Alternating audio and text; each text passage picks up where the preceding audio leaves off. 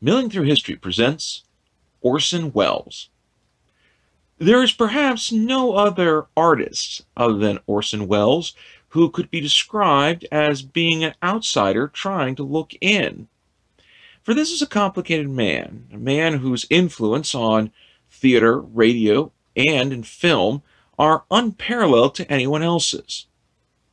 His life began on May the 6th, 1915.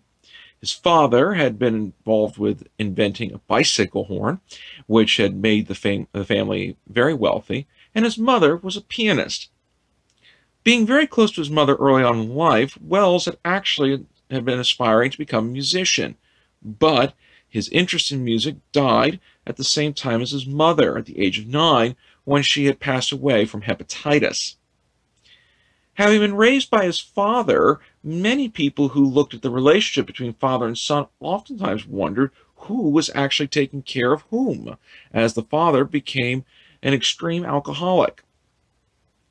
Orson Welles would eventually go to the Todd Seminary School for Boys and graduated there in 1931, receiving a scholarship to Harvard, but instead opted to spend time in Europe in order to get a better idea of who he wanted to be.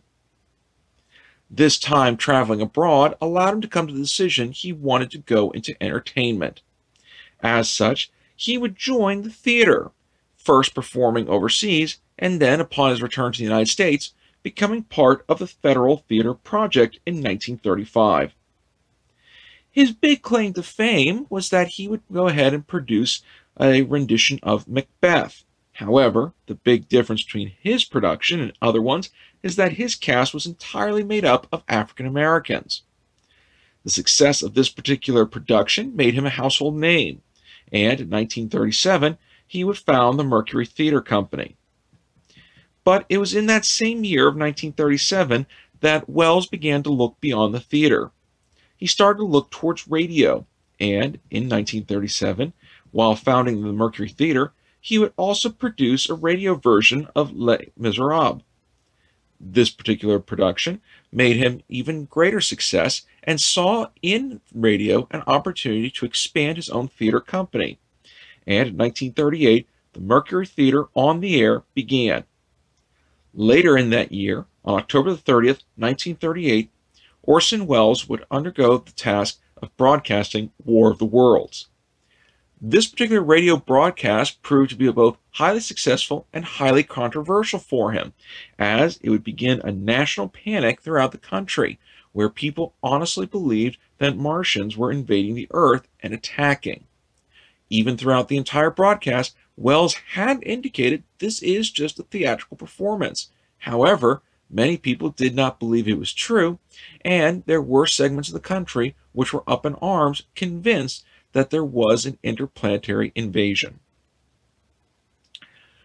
Following this, it would be the Campbell Soup Company that would take over the Mercury Theater on the Air, and when his contract with Campbell Soup came to an end, both Welles and the Soup Company parted on amicable terms.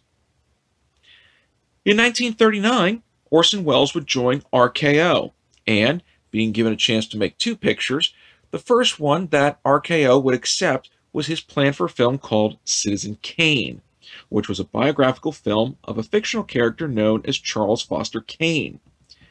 This particular character, though, is thought to be a caricature of William Randolph Hearst, and when it was released, it was met with a great deal of opposition, and yet over the years has been considered by many to be one of the greatest films ever made.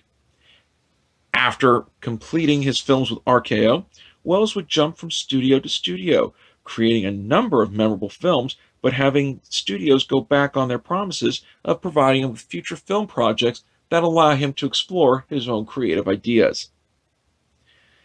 Throughout his entire career, though, Welles was often known for being a creative genius.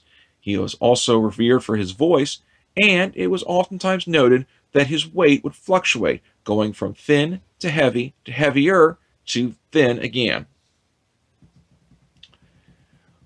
Over the years, though, Welles would go ahead and accumulate a large debt towards the Internal Revenue Service, and in the 1970s would agree to do a number of lucrative television appearances, which would help him chip away at his debt. And while he was working on a retrospective of his life, Wells passed away from a heart attack in the early morning hours of October the 10th, 1985. Per his instructions, he did not want a lavish funeral, but rather a quiet one, and his body was cremated, and he, along with his wife, were buried in a private little spot in Spain. Now be sure to click like, share, and subscribe for future episodes of Milling Through History, and be sure to leave comments below for future episode ideas, and make sure to take a look at our suggested reading page.